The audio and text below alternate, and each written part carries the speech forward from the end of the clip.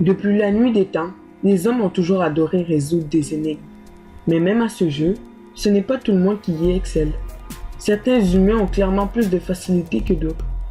Dans cette vidéo, je vais tester vos capacités en vous proposant des énigmes de difficulté croissante. N'hésitez pas à mettre la vidéo en pause si vous souhaiteriez pour prendre le temps de bien réfléchir. C'est bon? Vous êtes prêts? C'est parti!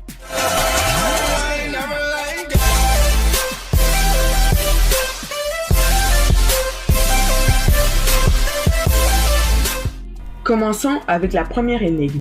À votre avis, quel est le mois dans l'année durant lequel on dort le moins? Je vous laisse quelques secondes pour réfléchir. Mettez la vidéo en pause si vous en avez besoin.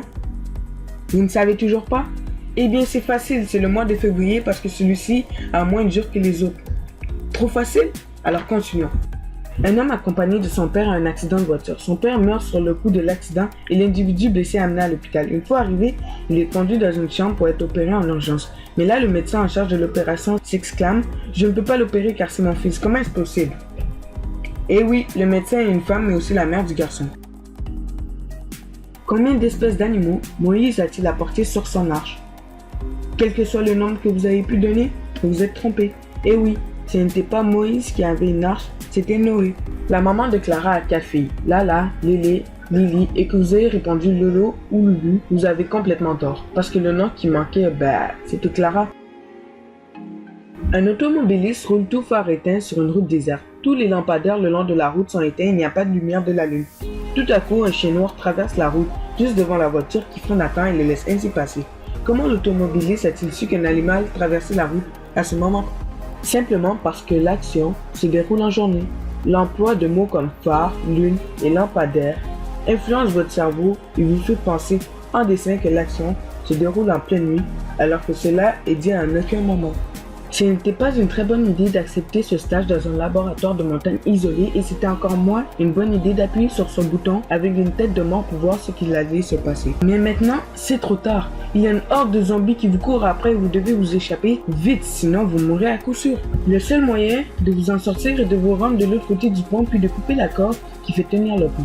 Mais vous n'êtes pas seul. Avec vous, il y a le concierge, l'assistante de labo et le professeur. Vous êtes le plus rapide de tous et pouvez traverser le pont en seulement 1 minute. L'assistante de labo peut le faire en 2 minutes, le concierge en 5 minutes et il faut 10 minutes par passage pour le vieux professeur. Selon les calculs du professeur, vous avez 17 minutes avant que les zombies vous atteignent. Mais malheureusement, le pont ne peut supporter que le poids de 2 personnes à la fois. Et pour rendre les choses plus compliquées, il fait si noir que vous y voyez à peine et la lanterne que vous avez saisie au passage éclaire seulement une zone minime. Comment allez-vous vous débrouiller pour sauver tout le monde? Rappelez-vous bien, pas plus de 2 personnes peuvent traverser le pont ensemble. Toute personne traversant doit tenir la lanterne ou en être proche.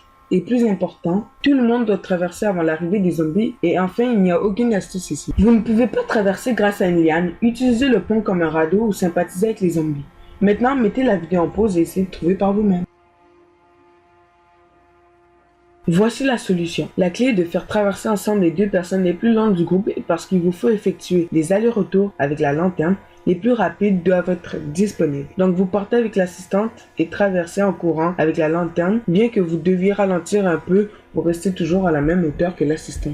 Après 2 minutes, vous êtes arrivé. Comme vous êtes le plus rapide, vous retraversez le pont immédiatement en sens inverse. 3 minutes seulement se sont écoulées. Pour le moment, tout va bien. Maintenant, voici la partie un peu plus délicate. Le professeur et le concierge prennent la lanterne et traversent ensemble. Cela prend 10 minutes puisque le concierge doit ralentir pour attendre le professeur. Le temps qu'il traverse, il ne reste plus que 4 minutes et vous êtes toujours coincé du mauvais côté du pont. Mais rappelez-vous, l'assistante attend de l'autre côté et est la deuxième plus rapide du groupe. Elle prend la lanterne des mains du professeur et court à votre rencontre. Maintenant qu'il nous reste 2 minutes, vous réussissez à traverser ensemble et à rejoindre le professeur et le concierge de l'autre côté du pont. Vous vous empressez de couper les cordes et vous regardez le pont s'effondrer derrière vous juste à temps. Bravo! Si vous avez réussi à résoudre cette énigme, vous pouvez être fier de vous. Vous êtes un véritable génie car grâce à votre incroyable sens de la logique, vous auriez sauvé 3 vies humaines en plus de la vôtre.